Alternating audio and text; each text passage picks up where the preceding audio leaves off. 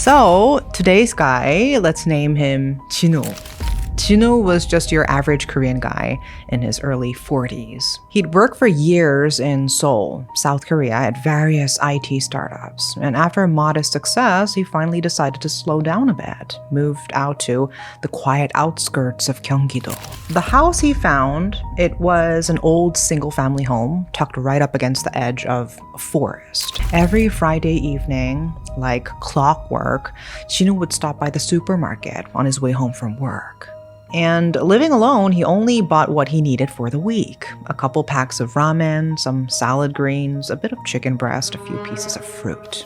And always a small pack of yogurt drinks. After his morning jog and a refreshing shower, Chinu, still damp-haired and relaxed, opened the fridge to grab one of his favorite yogurt drinks and stopped. Something felt off. There should be 6. But there was only 5. So he double-checked the receipt, still sitting on the counter. Yogurt 6-pack, 1. He knew he hadn't touched it. Still, he brushed it off. Maybe it fell out of the bag on his way home.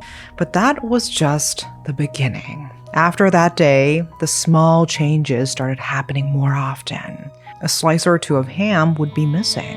Thin, clean cuts as if someone had carefully taken just enough not to be noticed. A hard-boiled egg, peeled, ready to eat, would vanish from the container. And one morning, even a teaspoon that usually sat next to the utensil holder was just gone. But here's the thing, there was no sign that anyone had come in. He had a CCTV camera pointed right at the entrance, and nothing else was missing. Not valuables, not electronics, just food. But then came the night that changed everything. It was the middle of summer. Before going to bed, Chinu had walked over to the kitchen.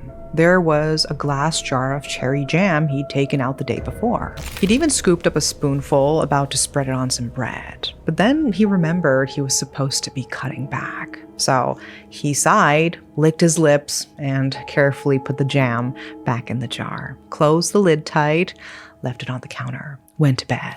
The next morning, he came back to the kitchen. And what he saw made him freeze. The surface of the cherry jam wasn't smooth anymore.